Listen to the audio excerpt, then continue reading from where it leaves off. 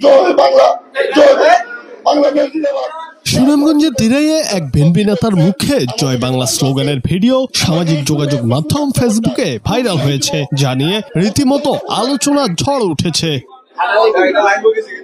মঙ্গলবার বিকেলে দিরাই উপজেলা ও পৌর বিএনপির উদ্যোগে বিএনপির একাংশের দলীয় কার্যালয়ে নবগঠিত উপজেলা ও পৌর বিএনপির আহ্বায়ক কমিটিকে স্বাগত জানিয়ে বিএনপির মতবিনিময় সভা অনুষ্ঠিত হয়। মতবিনিময় সভায় আহ্বায়ক কমিটিকে স্বাগত জানিয়ে হাসমত আলী নামে এক বিএনপি নেতা বক্তব্য শেষে জয় বাংলা স্লোগান দেন।